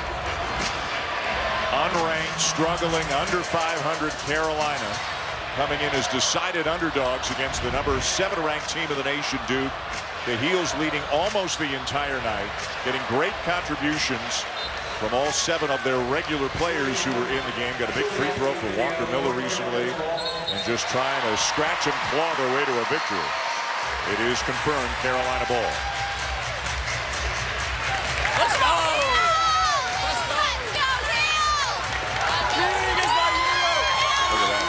Over 40 minutes with the lead for the Heels, less than 2 minutes with the lead for the Blue Devils.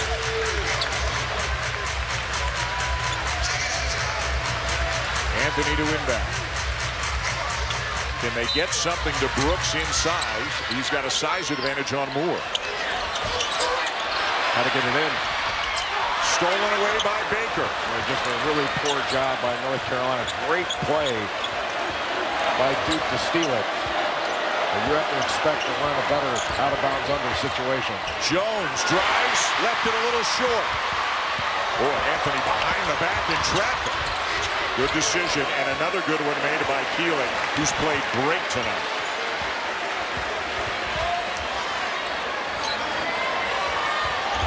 Not really looking for Brooks down low, Jay.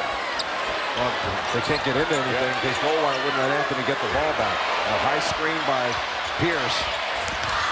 Anthony off balance, very tough shot, but Pierce is there.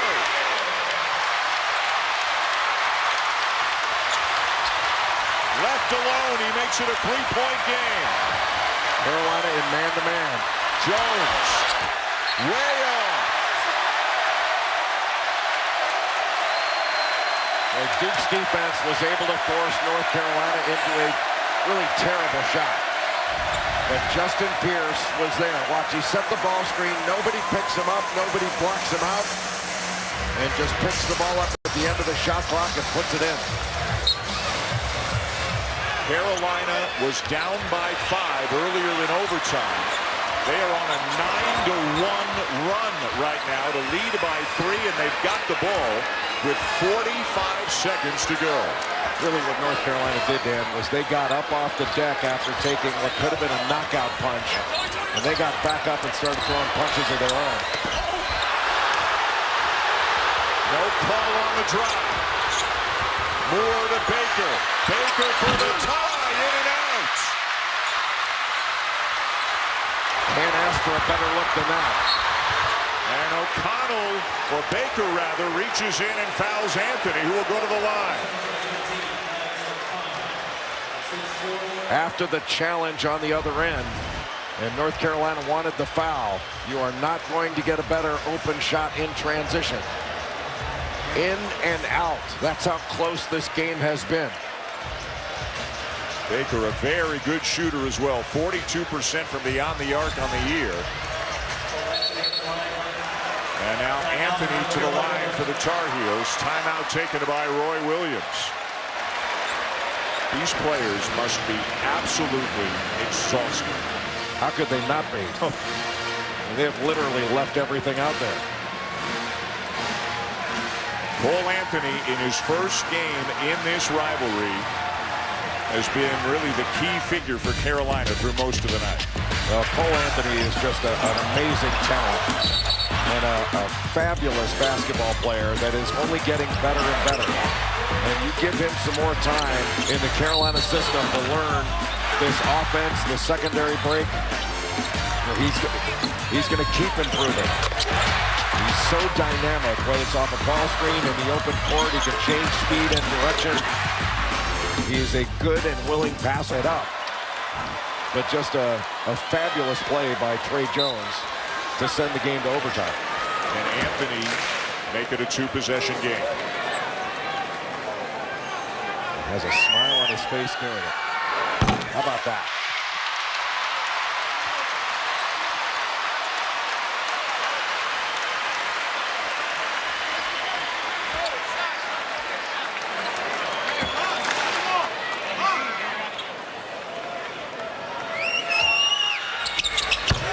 Two huge free throws. Big time. Just big time. Jones. And a foul. Just the absolute wrong thing for Christian Keeling to do. There was zero reason to foul there. And he fouled with the left hand. He was trying to keep distance here. First he had his arm on Tre Jones, which he shouldn't have had that arm bar on him. That wasn't called, but this is just it's not a smart play. And if you are going to go anywhere near him, then you got to take him out so that he can't make that shot. 27 and counting for Jones. Big miss. That looked like it went out Wendell Moore, but hard to tell from this angle. And they'll have a look at it. And inside the last 2 minutes of regulation or any overtime period, you can look at it to see who knocked it out of bounds.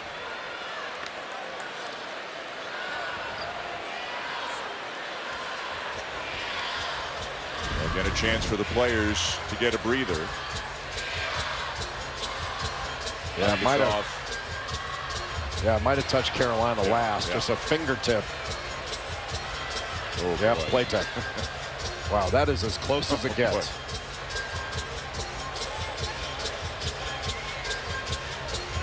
Yep. It was called Duke ball on the court, and it'll stay that way. That'll stand. That was the right call. Yeah.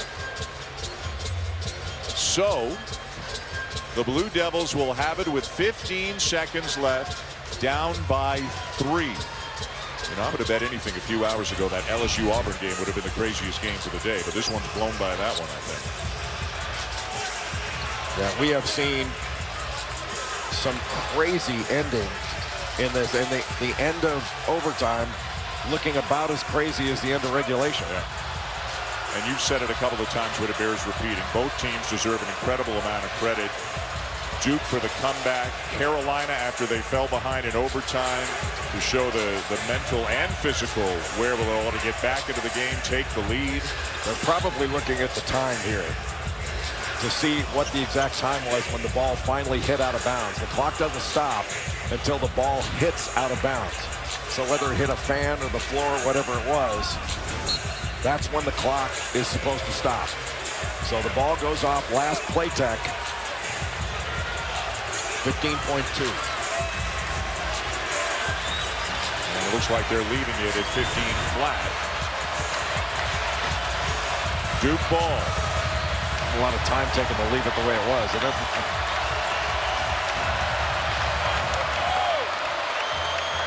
North Carolina cannot allow a three here. Moore with a drive. 1-point game. Timeout Duke.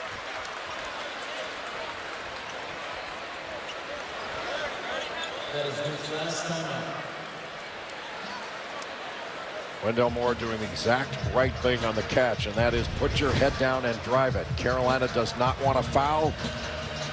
Christian Keeling jumps toward the ball and over pursues a bit and opened up a middle drive. Smart not to foul there once Moore got past. And now if you're Duke, even if you don't get a steal, you're going to foul. You're going to put them on the line. Even if they make both, it's a one-possession game. Yes, but you don't have to foul right away. You know, you've got enough time where you can try to get a quick trap, try to get a turnover, and then you can foul. And if you're Carolina, there's only one guy you want taking those free throws if you can somehow manage that. Cole Anthony. Yep. Absolutely. That may be the key. Does Duke put two guys on Anthony? And we have our answer already. Do they put two guys on Anthony and try to do anything they can to keep him from getting the ball? That's what three. And look at the two they're putting on him. Yeah. Goldwire and Jones. Two great perimeter defenders. The game within the game. Trying to get it to him. Got to get it in. They call their last timeout. You just have to get it to the first open man. Anthony breaking toward the corner really was open to get. Last 100 meetings, 50-50. The exact same number of points. And the exact same number of timeouts for each team. Yes. 0. Can Carolina get it in? Can they get it into Cole Anthony?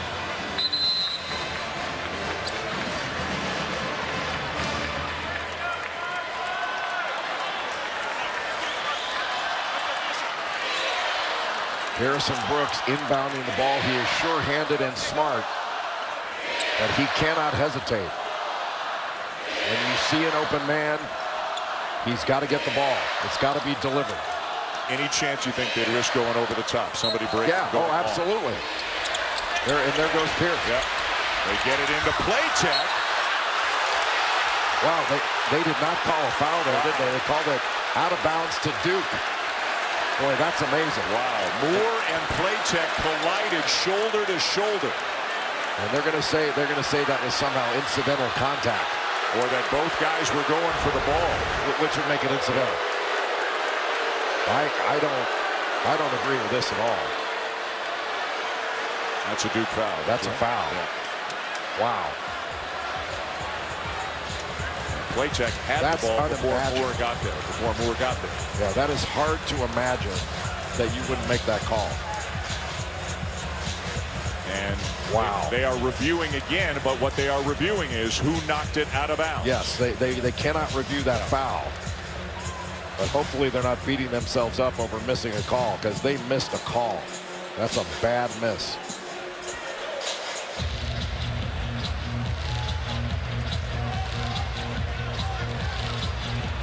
All on the floor was Duke ball.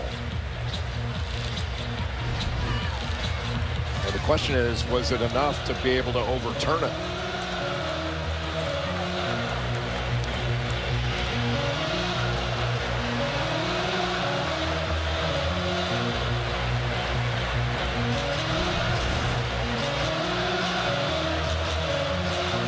That's as close as it gets, isn't it? So hard to tell.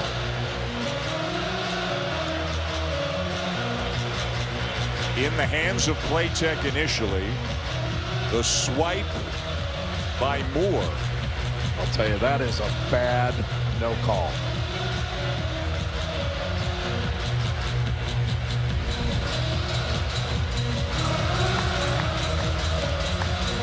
But the situation the referees have right now is they can't do anything about the call that they just missed. Nope. They have to call this appropriately, and they called it Duke ball. I don't see anything there that makes it clear and convincing that it should be overturned. Indisputable video evidence. I don't see it.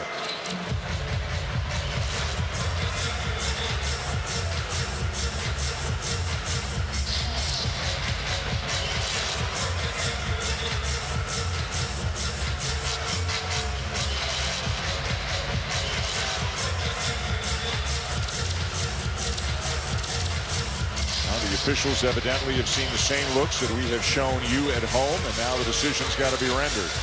And again, television does not show, ESPN does not show the officials this. It's a company called DV Sport. Right. So they may take our pictures, but they're the ones that dole out the looks that the referees see and what the referees may ask for. Duke ball.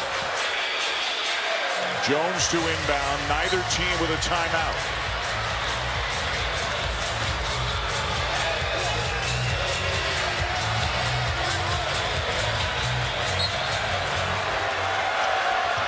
Moore back to Jones. He has been the man down the stretch. And he got fouled. Not sure whether it was Platek or Keeling. Looks like it was Keeling, but Platek was there. Looked like he got him on the arm as well.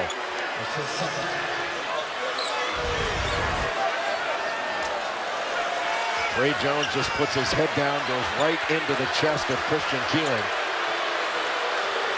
Boy, when Vernon Carey fouled out of the game for the Blue Devils, Trey Jones just took over from a Duke perspective. Yeah, tough call for North Carolina. It looked like Keeling had legal guarding position and was moving to maintain it.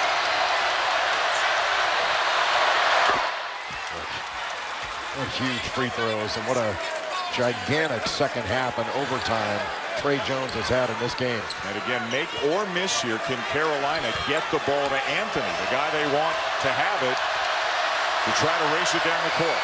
And Goldwire right with them right now. A miss, a tap. Jones, tipped, yes!